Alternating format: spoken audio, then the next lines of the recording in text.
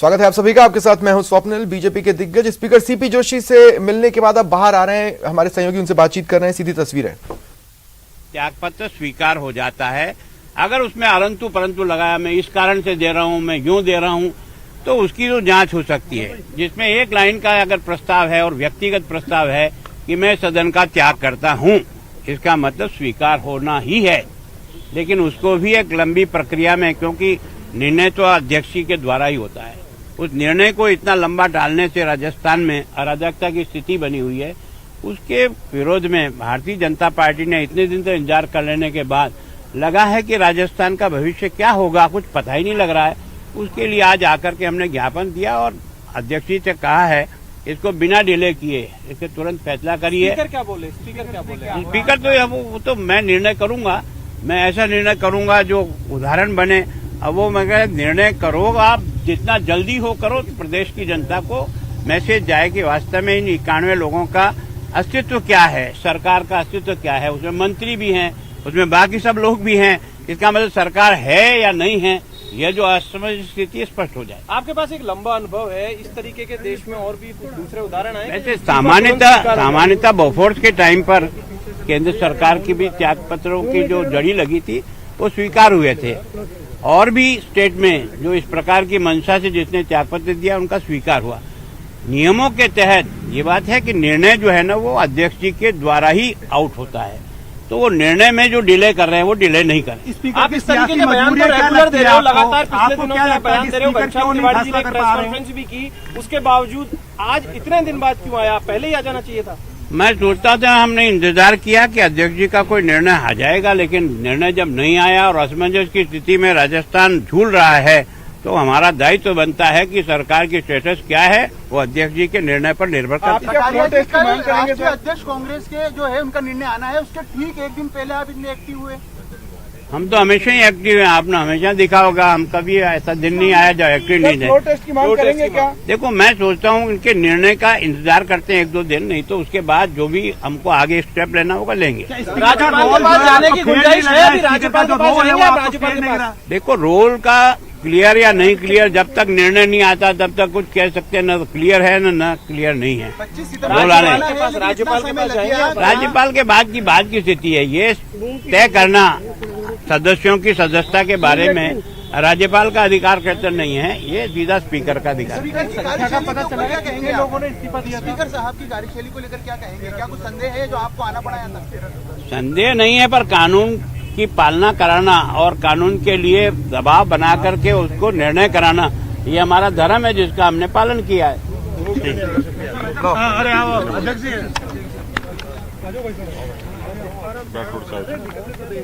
अध्यक्ष जी, बहुत इंतजार करने के बाद आप लोग आज पहुंचे।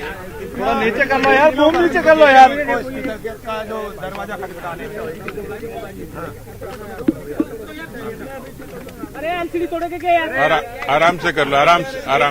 दो टुकड़ों में बढ़ जाते हैं। नहीं, अरे कांग्रेस की तरह 2 टुकड़े मत बंटिए आप लोग, आप एक रहिए।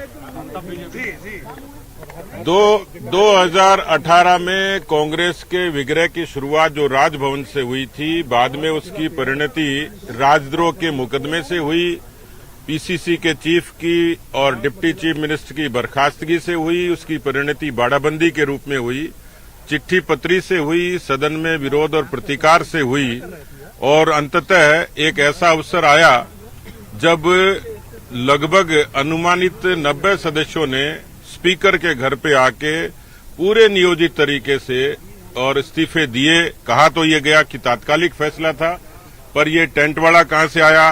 क्या हलवाई घर में रखते हैं धारीवाल जी? क्या यहाँ पर जलेबियां स्पीकर महोदय ने पहले बनवा रखी थी? इसका मतलब ये पूरा एक सियासी किस्म का मामला था। अब तय ये करना है कांग्रेस को कि या तो ये सियासी पाखंड था, और यदि पाखंड नहीं था और इस्तीफे सच्चाई थे, तो उसके लिए हम लोग स्पीकर के पास आए हैं। स्पीकर महोदय को पूरा अवसर मिले। उन्होंने भी कहा था कि मुझे, क्योंकि संवैधानिक मसला है, इसके लिए दूसरे प्रदेशों की मिसाल, देश की मिसाल, उसके बारे में अध्ययन करना, तो 2 हफ्ते का एक पर्याप्त समय उनको मिला था। और जब ये समय हो गया तब हमने उनके दरवाजे पर गुहार लगाई है कि राजस्थान में ये पता लगे कि सरकार कौन चला रहा है, क्योंकि वो बंगला सरकारी लिए हुए हैं, खाट सरकारी तोड़ रहे हैं, गाड़ी सरकारी तोड़ रहे हैं, रोटियां सरकारी तोड़ रहे हैं, कलम सरकारी चला रहे हैं, तबादले सरकारी कर रहे हैं। तो हमारा ऐतराज ये है कि जब इस्तीफे दे दिए तो सरकार कौन चला रहा है। तो राजस्थान की जनता ये जानना चाहती है विपक्ष के द्वारा कि राजस्थान में जो संवैधानिक मशीनरी का जो फेल्योर हुआ है, अब स्पीकर साहब को ये तय करना है कि उस पर वो क्या निर्णय लेते हैं। उन्होंने कहा है कि मुझे थोड़ा वक्त चाहिए संवैधानिक प्रक्रिया का अध्ययन करने के लिए, जानकारी के लिए, और वो अपने हमने निवेदन किया कि आप इस कुर्सी पर विराजे हो। लोकतंत्र की ये सर्वोच्च कुर्सी है जो सदन के सदस्यों के प्रति आपको अधिकार देती है, और इस लिहाज से राजस्थान की जनता उत्सुक भी है और राजस्थान की जनता को भरोसा है कि आप कांग्रेस के इस पाखंड के विपरीत योग्य निर्णय लेंगे। ये बात उनकी ठीक है कि हम उनको डिक्टेट नहीं कर सकते। हमने तो उनसे अपने संवैधानिक अधिकारों की बात की, उनसे एक निवेदन और आग्रह और गुहार लगाई है। तो देखते हैं कि उनका निर्णय क्या होता है। उनका निर्णय जैसा भी आता है उसके बाद पार्टी और पार्टी का विधायक दल इसके बारे में आगे के भविष्य के स्टेप के बारे में चर्चा करके निर्णय लेगा। क्या फ्लोर टेस्ट की आप मांग करेंगे अगर सदन में जाएंगे तो? देखिए, अभी तो स्पीकर से मिले, स्पीकर महोदय का निर्णय क्या आता है उस पर डिपेंड करता है। आप मानते हैं कि अल्पमत में सरकार अभी? देखिए, सरकार तो दिख रही है अल्पमत में, सरकार बटी हुई भी है, और सरकार का एक धड़ा, यानी कि यदि आप बहुमत से फैसला करते हैं तो सरकार 20 लोग तो चला नहीं रहे हैं, क्योंकि 90 लोग, जो उन्होंने कहा कि 102 का बहुमत हमारे साथ में है, तो 91 लोग, जैसे कहा जाता है 90-91 लोगों ने इस्तीफा दिया है, तो इतने बड़ी तादाद में सरकार अल्पमत में आई जाती है। 90 ने दिया, 91 में दिया, एग्जैक्ट फिगर नहीं, लेकिन 90-91 बताते हैं। धन्यवाद। राठौर साहब, क्या मांग करी आपने? देखिए, त्याग पत्र की नौटंकी करने के बाद स्थानांतरण उद्योग को बड़ी बेखूबी से सरकार के वो मंत्री चला रहे हैं जिन्होंने विधायक के रूप में त्याग पत्र दिया। ये दोहरा मापदंड क्यों? हमने विधानसभा अध्यक्ष जी को कहा है, स्वेच्छा से जिन्होंने त्याग पत्र सौंपा, विधानसभा के नियम और प्रक्रियाओं के नियम 173(2) के तहत आपके पास ये विवेक तो है कि आप अपने विवेक का इस्तेमाल करके सुनिश्चित करें कि वो स्वेच्छा से था या नहीं था। या तो आप उनको नोटिस देकर पूछें, और या वो नौटंकी जिन्होंने की वो राजस्थान के अवाम से माफी मांगे। ये दोनों काम नहीं हो सकते कि आप मंत्री के रूप में ट्रांसफर में चांदी भी कूट रहे हो और आप सत्तारूढ़ दल के विधायक के रूप में जिला कमेटियों में भी जा रहे हो और त्यागपत्र का नौटंकी भी कर रहे हो। क्यों नहीं कहते कि हमने त्यागपत्र गलती से दे दिया, इसलिए हम आज इनके पास आए हैं। और मैं समझता हूं कि जिन्होंने आलाकमान को, अपनी आलाकमान को ललकारा, अब वो बैकफुट पर है। हम मजबूर करेंगे कि राजस्थान की जनता से वो माफी मांगे और निर्णय करें।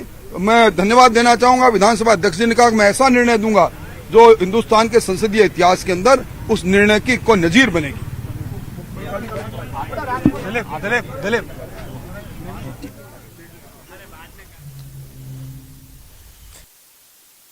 आपने बीजेपी के दिग्गज सीपी जोशी स्पीकर उनसे मिलने के बाद बाहर आए और मीडिया से बातचीत की। उनका ये कहना है कि कांग्रेस में इस्तीफे को लेकर जमकर नौटंकी हुई और जनता सब समझती है, और ऐसे में जो कुछ भी हुआ वो लोगों के बीच में साफ साफ रखने के लिए बीजेपी रणनीति के तहत ये कदम उठा रही है। स्पीकर सीपी जोशी को बीजेपी द्वारा ज्ञापन सौंपा गया और ये अपील की गई कि इस्तीफों पर जल्द से जल्द निर्णय लें।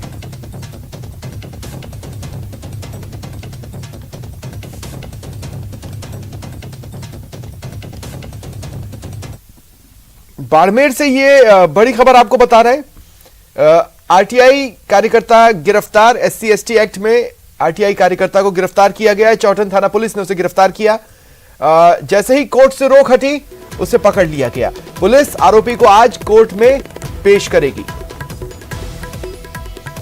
बाड़मेर से ये बड़ी खबर आपको बता रहे हैं। दरअसल कोर्ट से रोक लगी हुई थी, जैसे ही कोर्ट से रोक हटी उसके बाद आरटीआई कार्यकर्ता को गिरफ्तार किया गया है। SC/ST एक्ट में उसे गिरफ्तार किया गया। ज्यादा जानकारी के लिए बात करेंगे सहयोगी प्रेमदान से। प्रेमदान, पूरी खबर।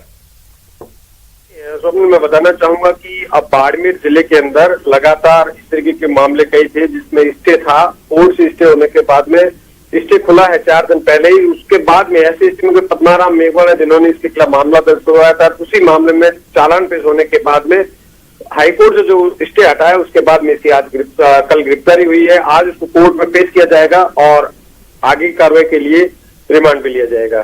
जी ये उस पर जो धाराएं लगी हैं, ये पूरा अगर प्रकरण सिलसिलेवार शुरुआत से समझा पाए कि क्या क्या हुआ था। देखिए, पद्माराम मेघवाल है जिनको मानसिक रूप से इस तरीके की परेशानी करते थे, आरटीआई एक्ट के तहत उन्हें परेशान किया गया था, उसी के तहत मामला दर्ज हुआ था। मामला दर्ज होने के बाद में जांच हुई और जांच के अंदर दोषी पाने से पहले इन्होंने हाईकोर्ट में गिरफ्तारी पे रोक लगवा दी थी। तो पुलिस ने जांच करके इस मामले में चालान पेश कर दिया था और हाईकोर्ट से इसकी गिरफ्तारी पे रोक थी। गिरफ्तारी पे जैसे ही रोक हटी तो SC/ST एक्ट के अंदर इस जो भगवान सिंह लाबरा हुए आरटीआई एक्टिविस्ट, उसको गिरफ्तार किया गया है। चलिए, शुक्रिया तमाम जानकारी के लिए।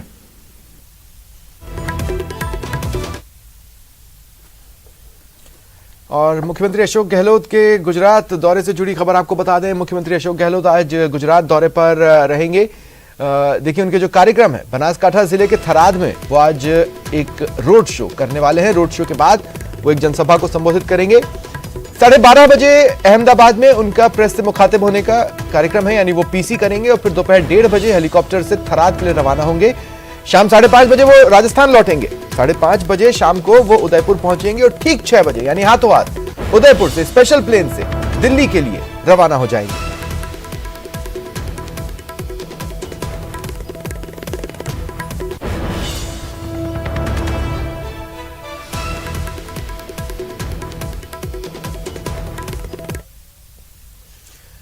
और इधर साथ ही साथ बेरोजगारों का हल्ला बोल भी जारी है। गुजरात में लगातार प्रदेश के बेरोजगार प्रदर्शन कर रहे हैं। प्रदेश के बेरोजगारों ने गुजरात में डेरा डाला हुआ है।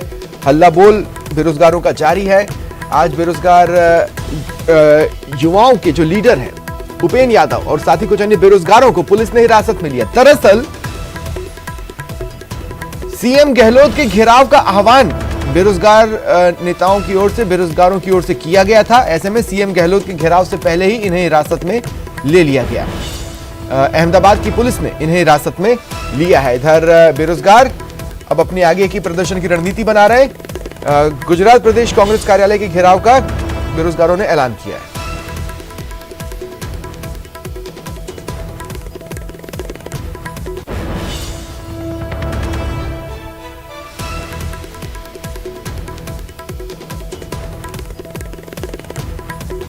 और चलिए सीधा चलते हैं सहयोगी श्याम के पास। श्याम, अब बेरोजगार अपनी अगली रणनीति क्या बना रहे हैं?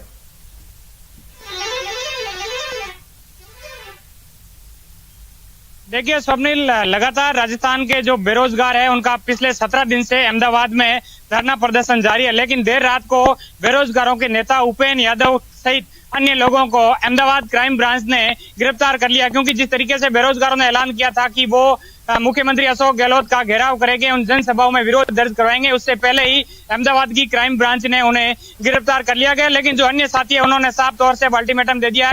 12:30 बजे अहमदाबाद जो PCC कार्यालय वहां पर जो मुख्यमंत्री अशोक गहलोत की प्रेस कॉन्फ्रेंस है, इसी दौरान तमाम जो बेरोजगार है वो PCC कार्यालय का घेराव करेंगे। लेकिन जिस तरीके से राजस्थान से पहुंचे हुए तमाम जो बेरोजगार थे उन्होंने पहले ही राजस्थान सरकार को चेतावनी दे दी थी कि हमारी मांगों को लेकर अगर गंभीरता नहीं दिखा दी जाती है तो मुख्यमंत्री अशोक गहलोत का घेराव करेंगे। क्योंकि मुख्यमंत्री अशोक गहलोत आज गुजरात के थराद के अंदर भी जनसभा को संबोधित करेंगे और उसके साथ साथ में गुजरात के अहमदाबाद में प्रेस कॉन्फ्रेंस में। ऐसे में राजस्थान से पहुंचे हुए तमाम बेरोजगार है वो PCC कार्यालय का घेराव करेंगे और उनके जो नेता है उपेंद्र यादव के साथ अन्य साथियों को अहमदाबाद क्राइम ब्रांच ने गिरफ्तार कर लिया। लेकिन तमाम जो बेरोजगार है उनका हौसला अटल है। साफ तौर से उन्होंने अल्टीमेटम दिया है कि वो लगातार संघर्ष करते रहेंगे और अपनी मांगों को लेकर, सरकार तक आवाज पहुंचाने को लेकर हर प्रकार की समस्याओं का सामना करते हुए भी डटे रहेंगे। जी स्वप्निल।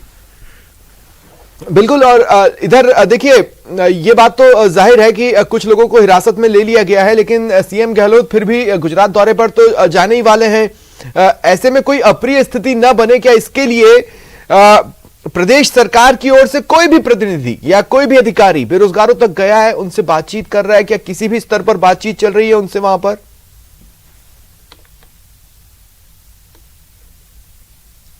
देखिए स्वप्निल, अभी तक राजस्थान सरकार की ओर से इन बेरोजगारों की बात को लेकर कोई भी सहमति नहीं बन पाई है। अभी तक किसी भी प्रकार से राजस्थान का प्रतिनिधि मंडल है वो उनसे वार्ता के लिए नहीं आया, क्योंकि उन लोगों की साफ तौर से पहली मांग यही है कि मुख्यमंत्री से वार्ता के बाद ही किसी बात पर समझौता हो सकता है। तो ऐसे में राजस्थान सरकार की ओर से अभी तक कोई नुमाइंदा उनके पास नहीं पहुंचा है। ऐसे में जो तमाम बेरोजगार है उन्होंने 2 अक्टूबर को ये जो दांडी यात्रा निकाली थी और उसके बाद में अहमदाबाद में लगातार डटे हुए हैं। और ऐसे में आज मुख्यमंत्री अशोक गहलोत के साथ जो है वार्ता करने को लेकर तमाम जो बेरोजगार है वो प्रयास कर रहे हैं। तो अगर संभावना ये जताई जा रही है कि मुख्यमंत्री अशोक गहलोत राजस्थान के बेरोजगारों को लेकर संवेदनशील है, चाहे ओबीसी के मामले की बात करें या जो कंप्यूटर अनुसूचक जो भर्ती परीक्षा में शिथिलता देने की बात। लेकिन आज जब गुजरात में सीएम अशोक गहलोत मीडिया से मुखातिब होंगे, वो पीसी करने वाले हैं, इस दौरान मीडिया उनसे ये सवाल पूछेगा कि आप यहाँ पर प्रचार के लिए आए हैं, लेकिन आप ही के स्टेट के कुछ लोग यहाँ पर आए हैं और वो आपसे संतुष्ट नहीं है। ये एक असहज सवाल होगा जिसका सामना सीएम को करना ही है।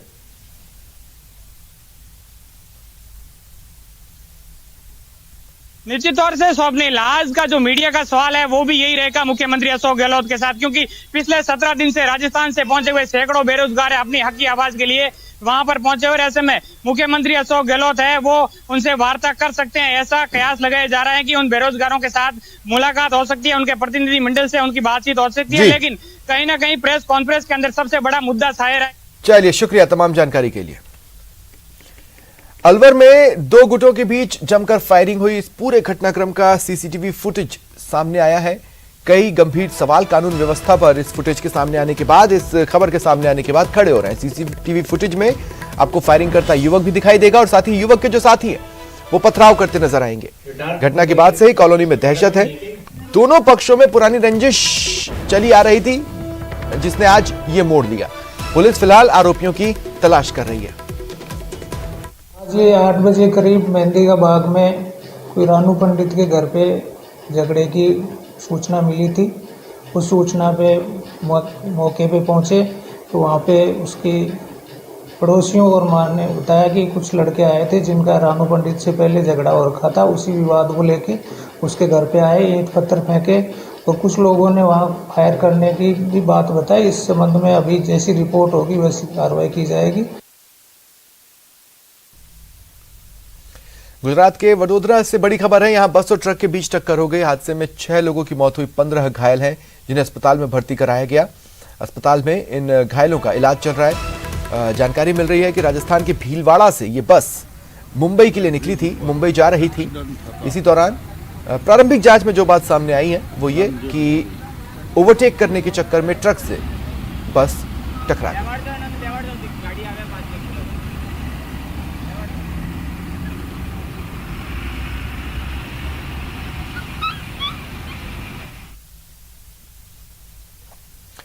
इधर कोटपुतली में एक बस पलट गई, बेकाबू हुई और पलटी है। बस सवारियों से भरी हुई थी, कुछ लोग घायल हुए जिन्हें अस्पताल में भर्ती करा दिया गया है। इस हादसे की वजह से हाईवे पर जाम भी लगा, वाहनों की लंबी कतार लग गई। गोवर्धनपुरा चौकी पुलिया पर यह घटनाक्रम सामने आया है।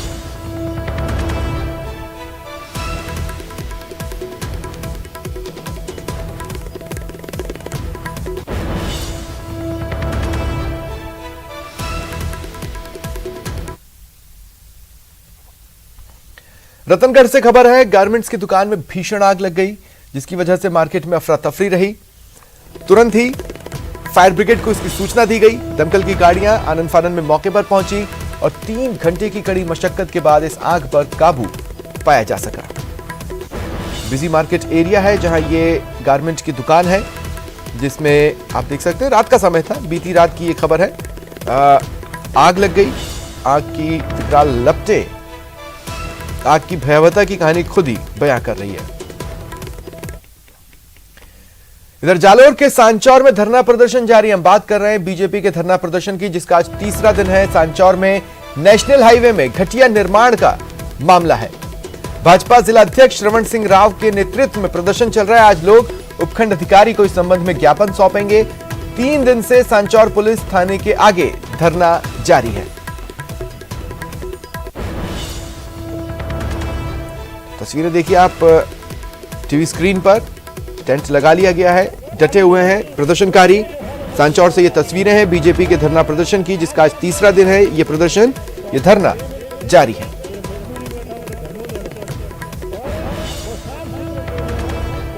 दौसा में एटीएम लूट की बड़ी वारदात सामने आई। बड़ियाल रोड पर एसबीआई का एटीएम बदमाश ले उड़े।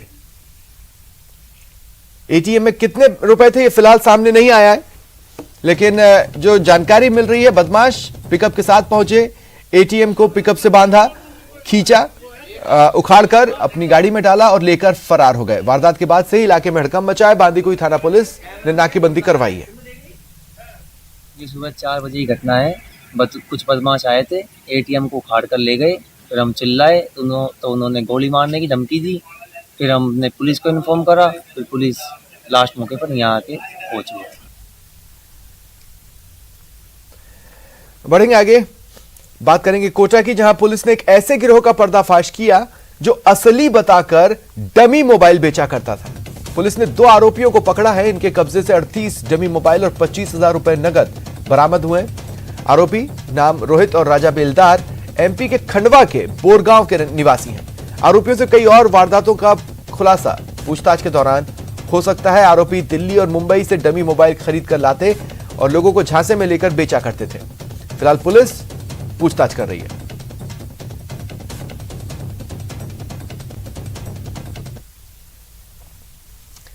कोटा से ही खबर, 5,000 का इनामी बदमाश गिरफ्तार कर लिया गया। इस पर जो ताजा मामला दर्ज हुआ था उसके अनुसार घर में घुसकर तोड़फोड़ और मारपीट का इस पर आरोप था।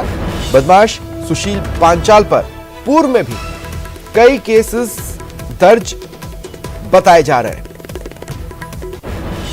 इधर उद्योगनगर थाना पुलिस ने कार्रवाई कर 5,000 के नामी बदमाश सुशील पांचाल को गिरफ्तार कर लिया है।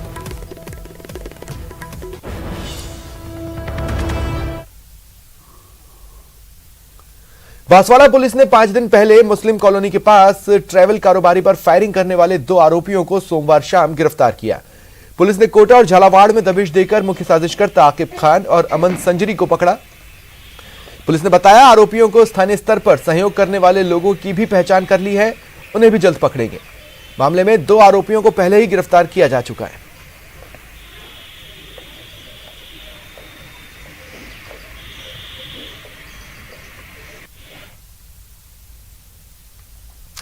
जैसलमेर में नकबजन गैंग का पर्दाफाश हुआ और पूछताछ में इनसे कई बड़ी वारदातों का खुलासा हो रहा है और भी वारदातों का खुलासा हो सकता है। 6 राज्यों से गैंग के सदस्यों की गिरफ्तारी हुई है। लगभग गैंग की पूरी तरह से कमर तोड़ दी गई है। जो कुछ लोग बचे हैं उन्हें जल्द ही पकड़ लिया जाएगा। मोहनगढ़ में 1 महीने पहले इन्होंने एक बड़ी वारदात को अंजाम दिया था, जिसके बाद जांच करते हुए टीम लगातार कड़ियां जोड़ रही थी और कड़ियां जोड़ते जोड़ते 6 राज्यों में पहुंची और इनके सदस्यों को गिरफ्तार किया।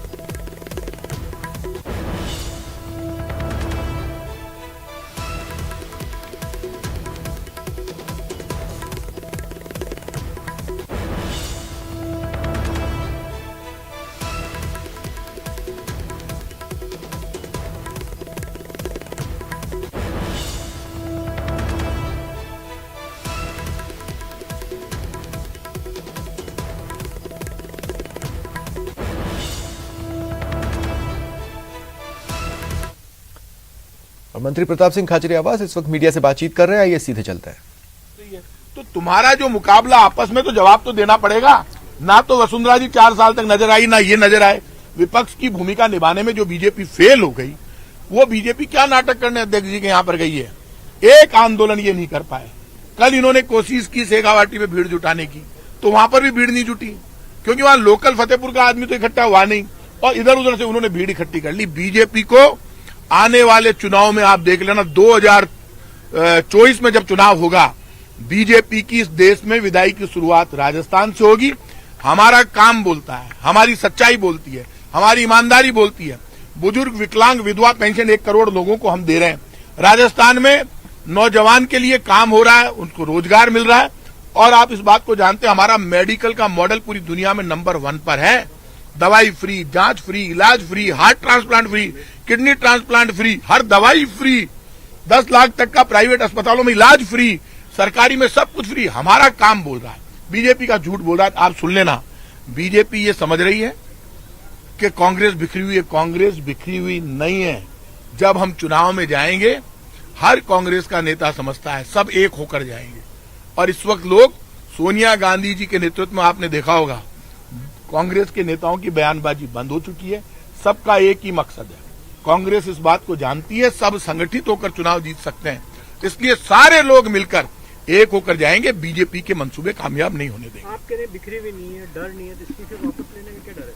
आप मुझे ये बताइए, हमारे परिवार में जो मामला हुआ उसकी खबर आप पूरे देश में दिखा चुके हैं। हमारे परिवार में जो जो मामले हुए ये हमारा इंटरनल मामला है, और उस इंटरनल मामले में अब वक्त आ गया जब कांग्रेस की लीडरशिप को एक होकर और बीजेपी को हराना होगा। बीजेपी को हराने के लिए कांग्रेस की सारी लीडरशिप, सारा कार्यकर्ता, कांग्रेस का पूरा परिवार सोनिया गांधी जी के नेतृत्व में, राहुल गांधी जी के नेतृत्व में एक होगा, एक होकर राजस्थान में बीजेपी को घुटने टिकाएगा। ये हमारा संकल्प है, उस संकल्प पर हम काम कर रहे हैं। आपको मैं बता दूंगा कि यही सारे फौज हमारी, हम एक होकर लड़ने जाएंगे। पिछली बार जब हम एक होकर लड़ने गए तो हमारी सरकार बनी, और अब की बार हमारा काम बोलेगा, इसमें कोई दो राय नहीं। काम हमारा अच्छा हुआ है और पूरी टीम आपको एक साथ चुनाव में लड़ते हुए दिखेगी। प्रोविजन क्या कहते हैं? जैसे बीजेपी कह रही है कि टेक्निकली जब आप इस्तीफा दे चुके हैं तो उसके बाद में स्पीकर को फैसला करना होता, क्या तकनीकी रूप से ऐसा कोई प्रोविजन है? Speaker doctor CP Joshi professor है, और मेरे और बीजेपी वालों जैसे कई स्टूडेंटों को उन्होंने पढ़ाया है। वो सब समझते हैं, वो इनके गुरु हैं। बीजेपी के पास करने के लिए कुछ है ही नहीं बोलने के लिए। जो बीजेपी खुद देश की गरीबी के लिए, रुपए के गिरने के लिए, देश की अर्थव्यवस्था को बर्बाद करने के लिए जिम्मेदार है, वो बीजेपी जिसको केंद्र का पूरा राज दे दिया हिंदुस्तान का, वो अपनी असफलताओं से ध्यान हटाने के लिए नाटक करती है। कभी अध्यक्ष के यहाँ जाती है, कभी वहां पर जाती है। तो लोकसभा दे दी, जान लोगे क्या हिंदुस्तान की? राजस्थान को क्या दिया मोदी सरकार ने? ईआरसीपी के मुद्दे को उलझा दिया। राजस्थान में 1 रुपए का काम नहीं किया बीजेपी के लोगों ने। इसलिए बीजेपी जवाब दे केंद्र सरकार ने क्या किया राजस्थान के लिए, और किसी भी मंच पर ये इनके सारे नेता आ जाए और मैं अकेला आऊंगा, डिस्कस कर लें, बीजेपी कार्यालय में कर लें।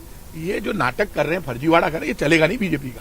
पिताजी, आप तो खुद भी अपने आप को राम का वंशज मानते हैं, लेकिन आपके मंत्री प्रसाद लाल मीणा, उन्होंने कहा है कि राहुल गांधी ने तो राम से बड़ी यात्रा निकाली है। एक बात ध्यान रखना, प्रसादी लाल जी के बयान को आपको समझना होगा। और रुकते हैं ब्रेक के लिए।